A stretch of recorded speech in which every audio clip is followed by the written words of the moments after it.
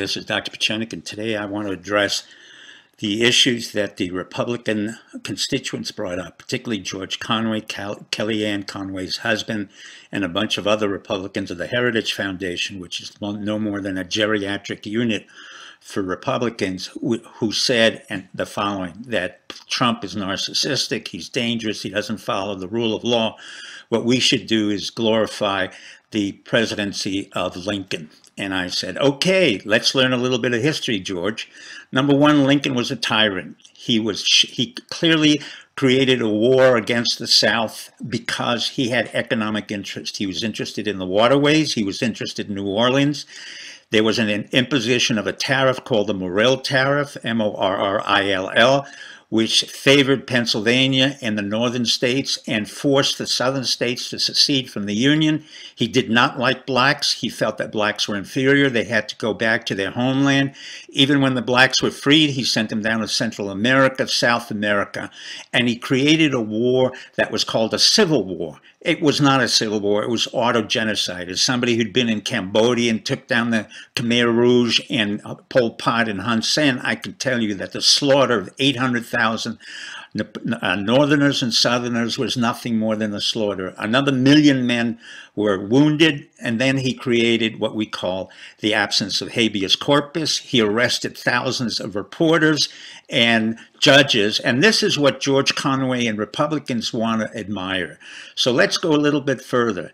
In turn, Lincoln was an ethnic cleanser. When he freed the slaves, he said, those slaves that are there, we have to send them back to Latin American Haiti. General Hunter said, no, I'm going to release and I'm going to save 100,000 slaves, which he did. He was a Northern general. And in turn, Lincoln rearrested them and made them slaves again. So what we have is a paradigm of a president who was really ruthless, tyrannical, was bipolar, and had Marfan syndrome. But in turn, how did that come out to be one of our leaders? Well, you can thank Walt Whitman, and Captain, My Captain, and you can thank Carl Sandburg, who won a Pulitzer Prize on the biography of Lincoln, which was a disaster and a distortion. What's coming out now is both the Democrats and the Republicans really have no idea of American history. They make it sound as if we were puritanical, we had a rule of law, and we were nothing but caring about the absolute powers of the presidency. Well, that's not correct. As I pointed out, Abraham Lincoln was just one in a whole number of presidents who were ruthless. FDR was ruthless. He broke the Lend-Lease agreement. Bush was ruthless and invaded Noriega when he didn't have to. Bush Jr. invaded Iraq and Afghanistan when we didn't have to. But here we have Trump brought up on the most minor concerns of any presidency, and he doesn't follow the rule of law. What's important to understand from my point of view is that America has to understand that we have a history of being ruthless, we have a history of being incredibly powerful, and we are a war-making nation. Beyond the Civil War, where we killed over 1 million men, we went on to Korea, we went on to Vietnam, we went on to Iraq, we went on to Afghanistan.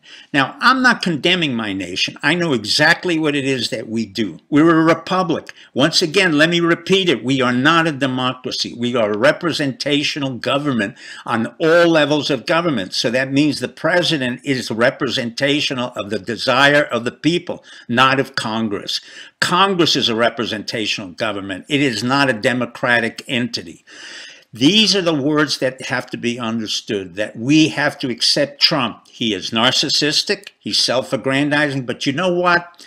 He's going to close the China deal, and he's already doing it. We're going to have peace with North Korea. He's pulled out troops from the Middle East, and he's made an economy that's formidable.